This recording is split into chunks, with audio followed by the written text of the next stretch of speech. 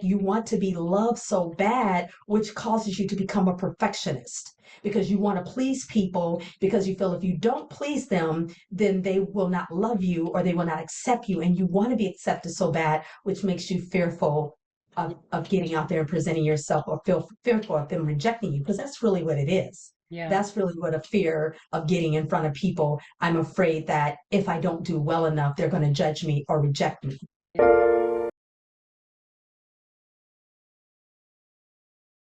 So let's go back through this journey of yours, because I think that once you'd started, you were singing at church or from a little girl, and then you kind of went along this journey where you're, maybe you're having contracts and deals and so on.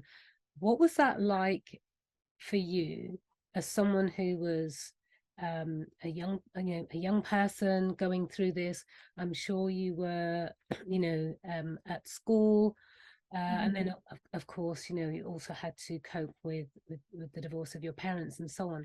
So what was that journey like as a young person, going through these different things? Because I'm kind of thinking like you'd have had this, like, these joyous moments, thinking, oh my God, this is happening. How did you deal with that? How did you feel?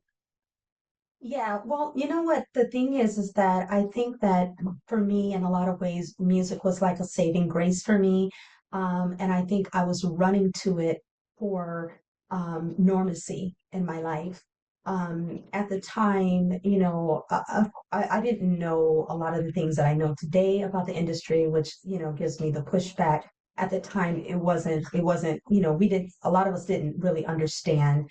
But I think for me, it was a way I pushed so hard for a professional or to be signed on a major deal because I wanted to have my life be different. I felt like music was something that made me happy.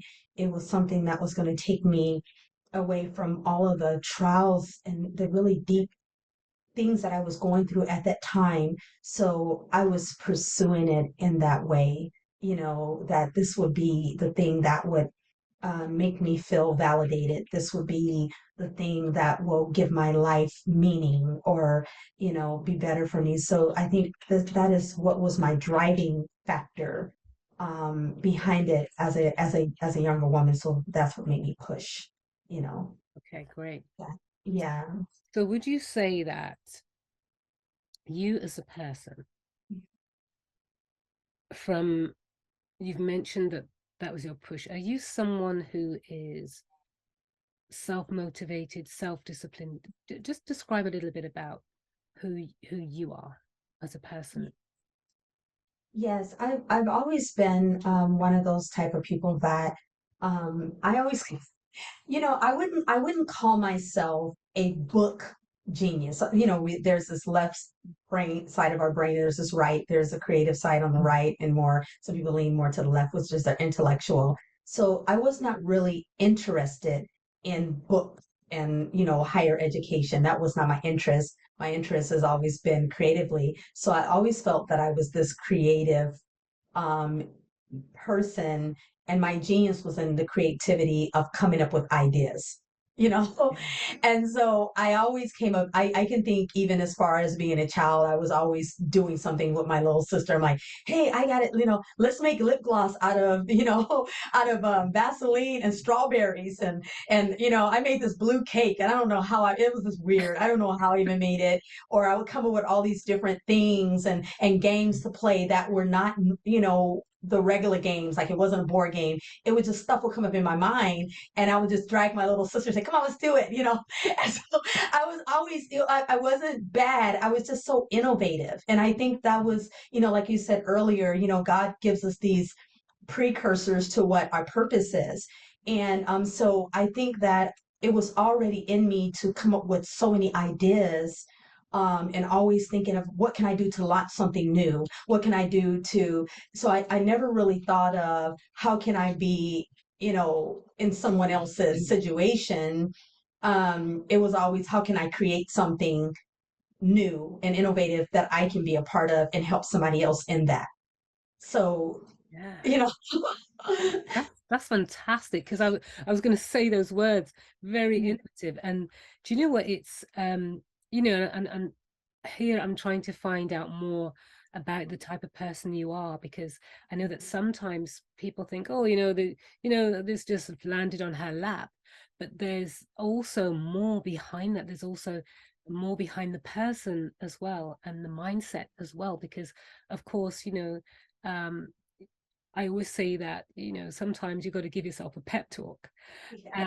And, when things sometimes like you're thinking, even at the moment when it's like, oh my God, I've got to do this. And the fear tends to kick in, and Yeah. you are kind of doubting and second guessing yourself. And then, you've got to kind of like, you know what, you can do this. You know what, you know, you are amazing at what you are. And you have to do this for yourself. And Mhm.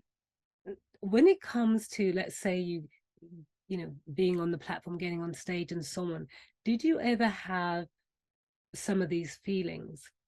Mhm. So you're saying like being, can you just, I'm sorry, can you Yeah, specify it a little bit yeah, no. more? I'm So, sorry. so Yeah. did you have feelings like, let's say, for example, you're ready to go on stage and sing. Just before that, did you ever have feelings of sort of being nervous, anxious, and Mhm. and what did you tell yourself? How did you? Yeah, absolutely. Yeah, absolutely. I think even to this day, when I get on the stage, I'm nervous. It's so funny because sometimes I think some of the most creative people can suffer in other areas with insecurities. And a lot of people don't get that. They look at people, and say, "Oh, look at this person. It seems like they have everything, or they're out there and they're doing concerts, doing shows." And they say, "Oh yeah, but I'm nervous, or I feel insecure, or I'm thinking, am I ever doing good enough, or whatever." Yeah. I've always struggled with that. I still do to this day. And I think it's just still rooted. And, I think we all have childhood issues that we will always have to process through. We get better as time goes on, especially when for me, having Christ in my life has definitely made it better for me. Having a wonderful, supportive husband has made a lot of things better for me, but I still struggle with insecurities and feeling good enough.